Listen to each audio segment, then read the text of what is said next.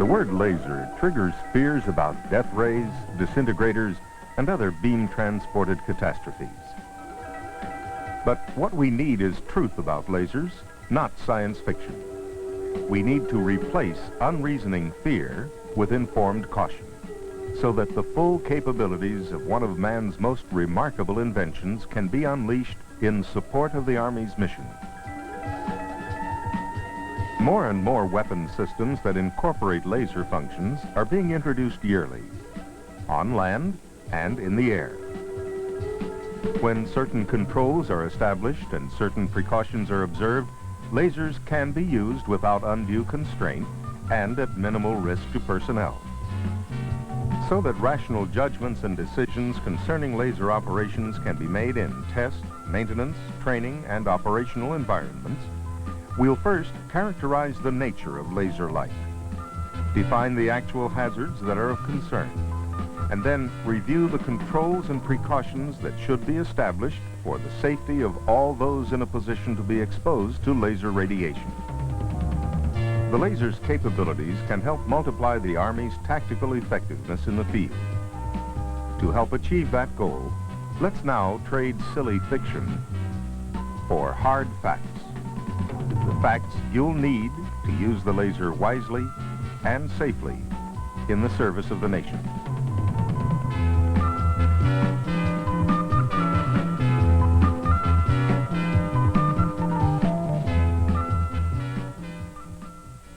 You can think of a laser basically as a light source, but it produces light so different from ordinary light that it's beyond most people's experience.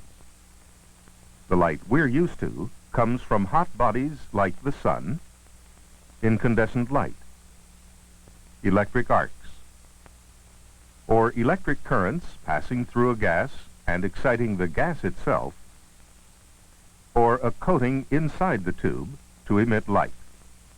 As an electromagnetic phenomenon, light is energy and is capable of doing work, powering a satellite or a light meter, activating the growth cycle in living plants, tanning the skin, starting the process we know as vision by energizing the photoreceptors in the retina of our eyes. The eyes serve as detectors for the energy in that portion of the electromagnetic spectrum we label as visible light. We can't detect ultraviolet or infrared wavelengths because the eye is opaque in these regions. But it's the ultraviolet energy from the sun that tans or burns us, and from the welder's arc that can damage our eyes, and the infrared from the heat lamp that sears us if we fail to take proper precautions. So, in this sense, there is some hazard from ordinary light and adjacent parts of the spectrum. But it is a fair indication of the extraordinary properties of laser light that for billionths of a second, it can achieve intensities many times greater than the sun, and is therefore potentially even more hazardous in the absence of suitable safeguards and precautions. Ordinary light energy is spread over spectral bands, but lasers concentrate their energies at single wavelengths, and so are called monochromatic or single-color devices. These characteristics, high intensity and monochromaticity, together with minimum beam divergence and coherence, account for the hazardous nature of laser radiation. These properties arise from the way in which the laser's energy is produced. Light of any kind is produced as electrons are first excited by incoming energy, and as they then de-excite themselves, giving off or radiating energy in the process. The tiny packet of energy involved in both ends of this process is called a photon. The electron can remain in the excited state for a portion of a second before it gives up the energy it has received. This is called spontaneous emission.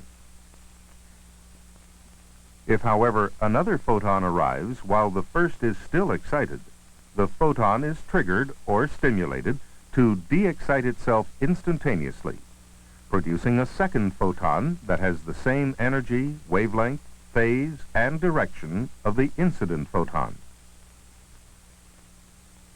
The incoming photon is not absorbed, however, and so there are now two. This process is known as stimulated emission. Under ordinary conditions, the greatest numbers of electrons are in the ground or unexcited state, and only a small percentage are involved in the spontaneous emission of light. Before stimulated emission can occur, the population must be inverted. That is, the highest percentage of electrons must be in the excited state. This is accomplished by supplying a massive input of energy, which in effect pumps enough electrons to the excited state so that the highest number of electrons is in the excited state.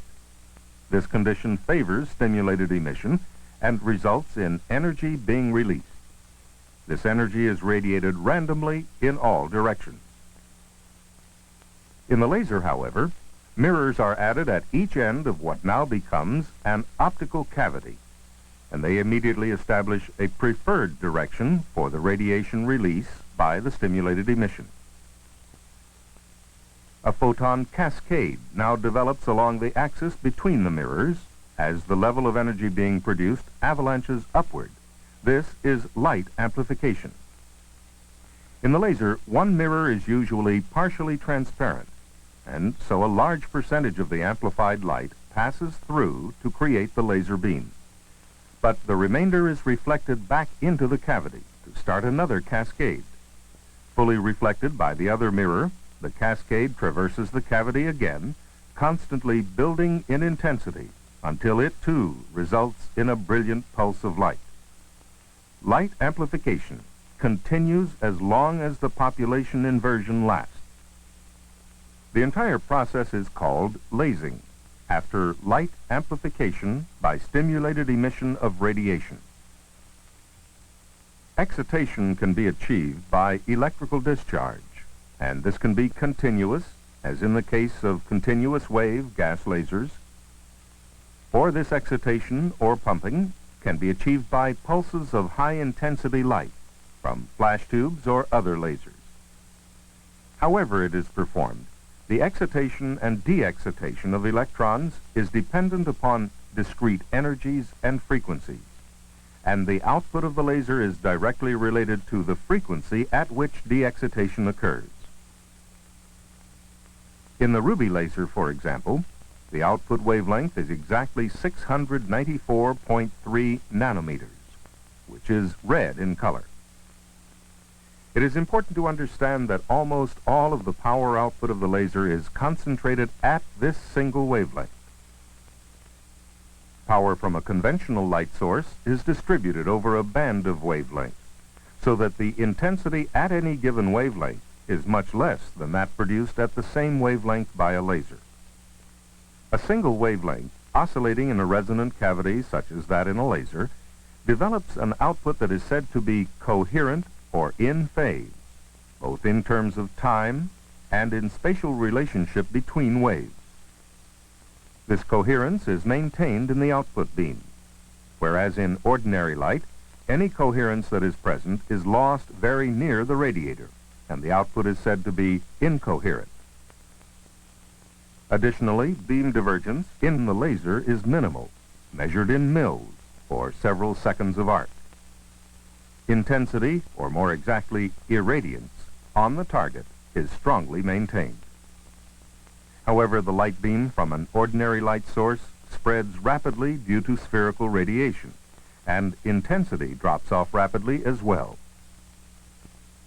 A very large proportion of the laser's spectacularly high intensity is still present at very long ranges, measurable in kilometers in tactical laser systems. Because of this high energy, the beam may be powerful enough at these long ranges to cause eye damage, and under certain conditions, even reflections can be hazardous.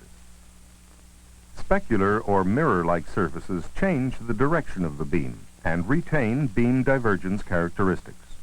Shiny metals reflect virtually all the energy. At angles of incidence nearly perpendicular, glass and plastic reflect a few percent and transmit the rest. At grazing angles, very high percentages of the incident energy are reflected from such surfaces as water, ice, glass, and other smooth, glossy, flat surfaces.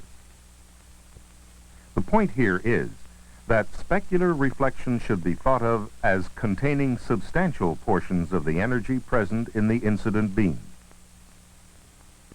After striking a diffuse surface, the hazard associated with reflected radiation is greatly reduced or eliminated, since radiation in the initial beam is scattered in many directions. But in spite of this, there may be enough energy left at close ranges to be hazardous.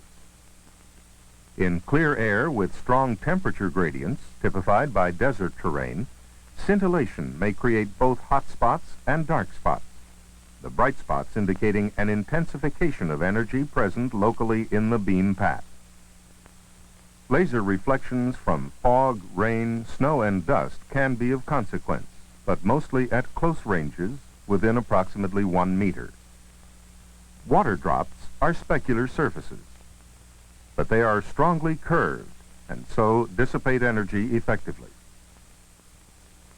Due to the highly coherent nature of the laser beam, interference effects, that is, the reinforcement and canceling of reflected energy, produce the speckling that is characteristic of laser reflection. Such reinforcement produces locally higher intensities, which have been taken into account in the existing protective standards. A final consideration is the fact that lasers operate in different time domains, and this affects the energy that is both generated and delivered to the target. As its name implies, power output from a continuous wave or CW laser is continuous. Usually a low-power device, the CW laser can nevertheless be dangerous if exposure time at the target is long. Biological effects can accumulate, and damage to tissues can result. A pulsed laser delivers its energy in millionths of a second. The total energy is compressed in time, and so power density at the target is very high and can be dangerous. The Q-switched laser concentrates its full energy in an even shorter time, billionths of a second. Power density at the target increases accordingly, and the biological effects can be extremely dangerous. The outputs of pulsed and Q-switched lasers can be varied at the desired pulse repetition frequency. In the pulsed laser, the state of the cavity remains unchanged, and the pulsing rate is established by the rate of firing of the energy source. In the Q-switched laser, the lasing action is spoiled or inhibited from completion by blocking the output from the cavity until maximum power is developed, at which time the entire quantity is released in a single sharp pulse. In this rangefinder, for example, Q-switching is achieved by means of a rotating prism. Firing of the energy source is timed so that it precedes the instant at which the position of the prism optically opens the cavity and transmits the accumulated energy. The force of the laser's energy is especially vivid near the output. This laboratory argon laser has its output in visible light, and the backstop of material withstands its force. But the light in the beam acts immediately on sample material.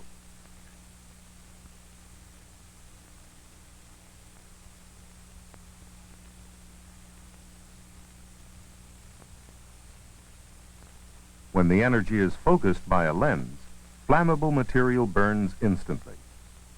The lens of the eye serves to concentrate the laser radiation at the retina, just as the argon laser radiation is being concentrated at the target by the laboratory lens. It thus becomes easier to understand why lasers can inflict serious damage, to the extent of destroying human vision or producing severe burns on the skin at closer ranges. Good reasons never to look at a laser beam or its reflections, or to intercept it with the hand or body. And we can now see why the use of external optical systems, such as binoculars or optical sights, aggravates the danger even further, making the user more vulnerable to the radiation. Such equipment should therefore never be pointed into a beam. Given the high intensities and other extraordinary characteristics of laser light, and the increasing use in the Army of laser devices, the probability of injurious exposure to laser radiation is also increasing. So, adequate safeguards must be established for the protection of all personnel who may be exposed.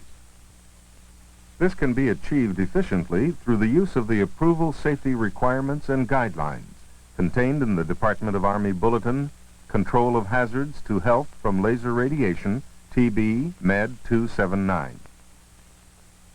Comprehensive data are supplied so that relationships between incident illumination, reflectivity characteristics, and biological effects of laser irradiation can be determined and safe operational conditions established.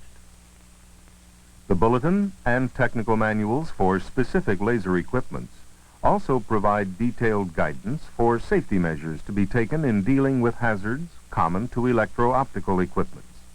This includes explicit data on hazards such as electrical shock, X-rays, cryogenic temperatures, and so on.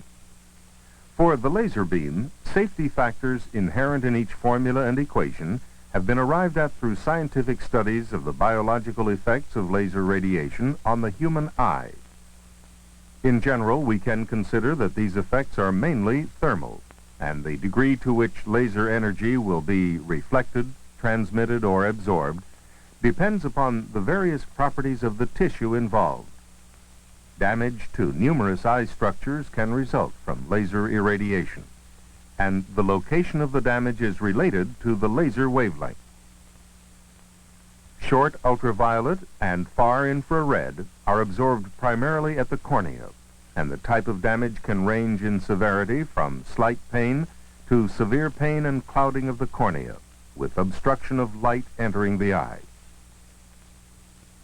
Long ultraviolet, visible and near-infrared energy is refracted at the cornea and lens and absorbed by the retina.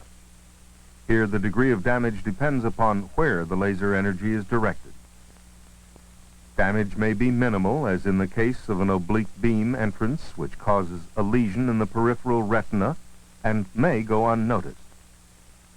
But if the beam hits the region of critical focusing, in the macula or more especially in the fovea, there can be partial but permanent loss of vision. Laser radiation of all wavelengths is partially absorbed by the skin, the effects varying according to energy output. Some lasers are considered non-hazardous, while others can cause reactions varying from mild reddening to blistering and charring. Although present-day military equipment does not have the power to inflict injury at long ranges, some lasers can cause injury at short ranges. Carbon dioxide lasers, for example, operate at a wavelength that is not transmitted to the retina, but it can still cause corneal or skin damage at close range or at high energies. To ensure the safety of all personnel working in laser areas, TB Med 279 should be consulted and its safety requirements observed. All personnel subject to exposure to laser radiation should receive medical surveillance with particular attention given to any change in visual capacity. Warning signs and labels should be used whenever practical to warn personnel of protective procedures required for safety. Government and industry standards have classified lasers into 5 safety-related categories. Class 1 consists of very low-power lasers with completely harmless radiation. Class 2 consists of low-power lasers which require precautions against continuous direct viewing of the beam. Class 3 consists of medium-power lasers which require appropriate protective safety goggles during viewing of the beam. Class 4 consists of high-power lasers which can damage the eye or skin of an unprotected viewer. Protective eyewear and clothing are required. Class 5 consists of low, medium, or high-power lasers which are safely enclosed. As long as the potentially hazardous optical radiation is contained during laser operation, these lasers are harmless. Safety calculations performed according to prescribed procedures should form the foundation for all laser safety and control measures, for they take into account the significant variables likely to affect the health and safety of all personnel. Hazard evaluation should be performed for each circumstance in which lasers are to be used, so that the controls and safety measures selected actually protect against the potential hazards involved. Both audible and visual warnings and establishment of closed areas may be advisable, for example. In a laboratory or maintenance area where accidental exposure is possible, a countdown before firing may be desirable.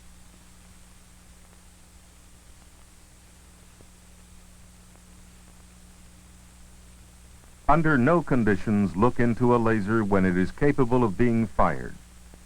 Accidental pulsing may occur. Avoid looking into the primary beam.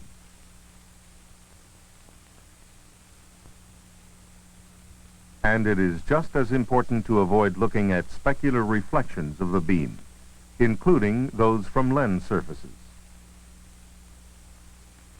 And there are numerous hazards arising from equipment auxiliary to the lasers themselves, such as power supplies. Where voltages are over 15,000 volts, the equipment may produce X-rays. Gas-filled tubes or other containers for compressed gases may explode with acoustic energies that may themselves be dangerous. Optical radiation, such as ultraviolet light from discharge tubes, can be hazardous. And toxic gases from materials used in or exposed to lasers can cause serious injury. And lasers sometimes include cryogenic fluids, intensely cold materials, which can inflict injury if proper protective gear is not used.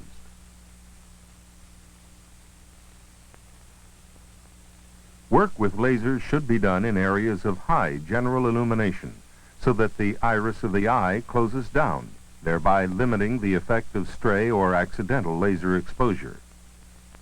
The laser beam should be discharged into a background that is non-reflective and fire-resistant. Areas near the target should be painted black to absorb stray radiation. When exposure levels exceeding those arrived at by reference to TB Med 279 are anticipated, safety eyewear designed to attenuate laser light to values known to be safe should be worn during firing. The eyewear should be labeled so its specific characteristics can be identified. It is also important to be sure that eyewear designed for specific wavelengths are not used with lasers of different wavelengths. The filter may safely block one, but fully transmit the other. In two-sided training exercises in the field employing laser equipment, safety eye protection must be worn by all personnel. For other training exercises, eye protection is required only for personnel downrange within the laser beam path. Calculations should be carried out that define danger areas and the protective areas around them. Suitable safeguards must then be physically established at the test or training site. Personnel must be excluded from the beam path, either direct or reflected, to a distance where beam intensity or beam radiant exposure is within permissible levels. Erection of physical barriers is an obvious means of control. Others include administrative restrictions and carefully controlled limitations on laser beam traverse. It is also essential that all specular reflecting surfaces, even those of a limited surface area, be removed from areas close to the laser. Also, all flat, shiny specular reflecting surfaces on the target, such as glass and mirrors, should be masked or removed prior to laser ranging. Standardized personnel safety controls should be exercised at the laser firing position. Only those targets which have a backstop capable of absorbing or dissipating laser radiation should be ranged on. This may include natural terrain features such as trees and hills or mountains. The backstop may also consist of man-made features such as earthworks and timber structures. specular laser reflections from water normally do not require additional range controls for ground personnel. However, it should be recognized that laser energy reflected from water at low grazing angles maintains high energy levels in the downrange path. The physical controls that are established must effectively exclude all personnel from the reflection area. Tracking of non-target vehicular or airborne traffic should be prohibited. And there are certain precautions that should be observed when airborne laser operations are involved, as in the case of laser designator and seeker teams. Reflection of laser illumination from still water ponds or other bodies of water, and substantially horizontal pieces of glass or other flat, shiny materials may be hazardous to personnel aloft. Due to the position of the designator aircraft with respect to the laser beam and its specular reflection, the hazard is less for personnel aboard the source aircraft. Except when the beam is directed straight down, the geometry of the beam path is such that the beam bounces away in other directions. Consequently, the hazard is greater for those aboard aircraft flying tandem with the designator, those aboard the seeker aircraft, for example. In test and training situations where airborne operations may involve specular reflections from lasers, then consideration should be given to the use of safety eyewear by those in aircraft adjacent to the laser source and flying in tandem. And in all cases, care must be taken to avoid illuminating personnel on the ground. It must be accepted, of course, that the procedures and controls outlined here are applicable for test or training exercises only and may be impossible to accomplish in the tactical environment. In the past few minutes, we have reviewed the basic characteristics of the laser in terms of the safe operation of these powerful and versatile devices.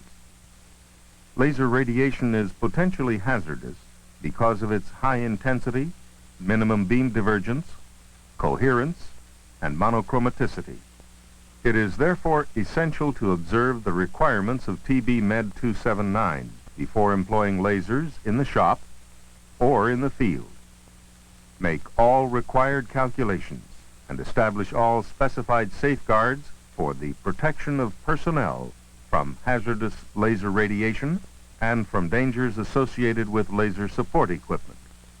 Never look at the primary beam or its reflections. Where dangerous levels are anticipated, wear safety eyewear designed to protect against the specific type of laser radiation.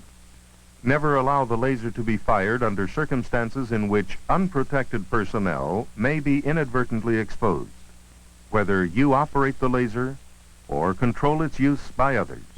Plan first for safety, and then unleash the laser for all the tasks it